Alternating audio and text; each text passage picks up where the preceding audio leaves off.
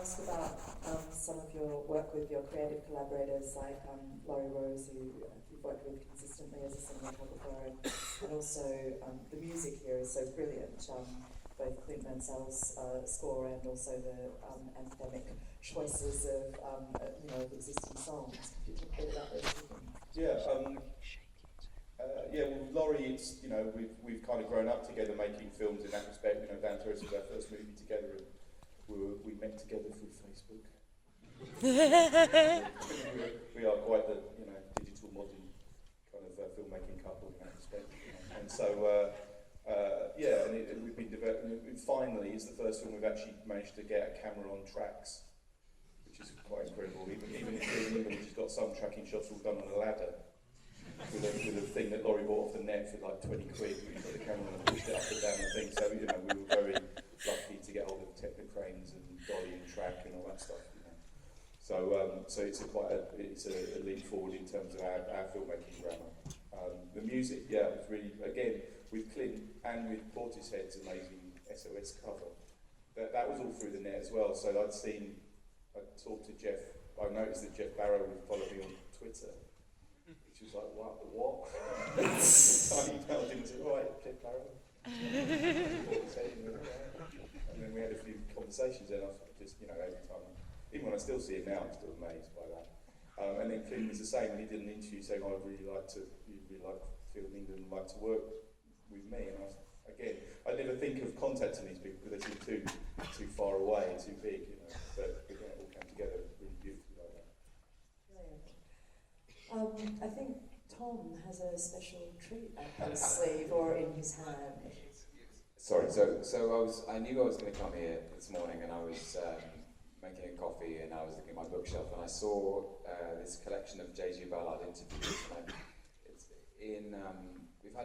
Ben and I have had an extraordinary time the last couple of weeks. We went to Toronto Film Festival and San Sebastián in Spain, and now we're here, and we've been talking about the film. I've been talking about this interview that J.G. Ballard gave in 1978 with a reporter called John Savage. And it sums up so much of why I think High Rise is powerful. And there's something in Ballard's prophetic vision about being able to somehow see where we were going.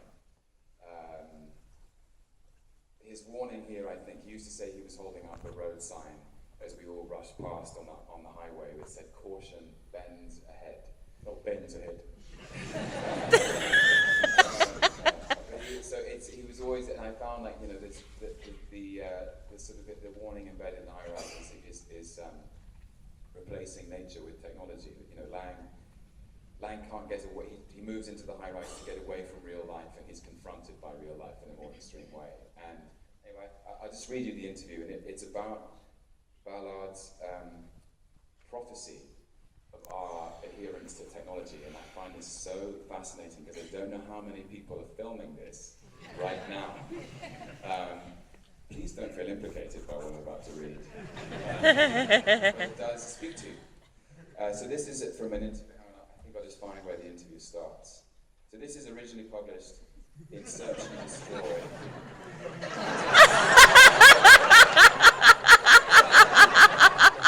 It's going on fine.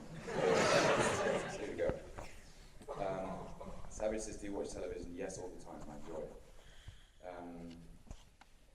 I think the biggest, this is in 1978, okay? Tube TVs, 4 channels, maybe even 3. I think the biggest development over the next 20 or 30 years are going to be through the introduction of VHS systems. And I don't mean the cassette thing or playback gadgets. That in itself will be revolutionary.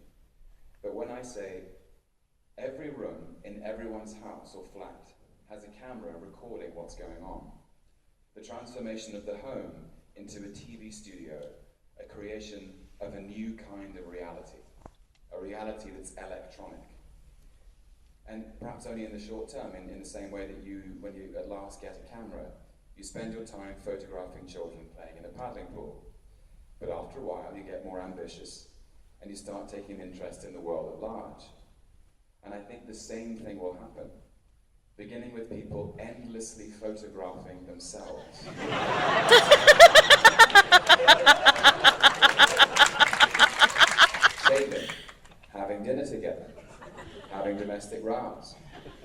course, the bedroom applications are obvious. And I think it'll go beyond that to the point where each of us will be at the centre of a sort of non-stop serial with all kinds of possibilities let in. Then Savage says, they always say that people fantasize about making love with somebody else. Is this just a logical extension of that? And Ballard responds, I can see that coming. But I can see a huge extension of video. Live material will be accessible at the press of a button, so that as now you can dial a poem or a record of the weather, you'll be able to see a visual input of all the newsreel material filmed yesterday in Los Angeles from a London suburb. The greatest TV show on earth. I can see that happening.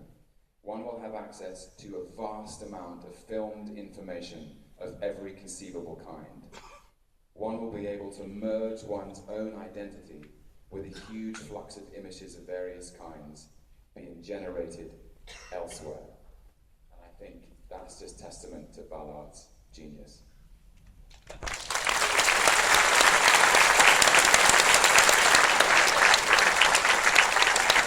Thank you so much for being here today, and congratulations on a truly brilliant work of cinema. Thank you. Thank you. Thank you. Thank you.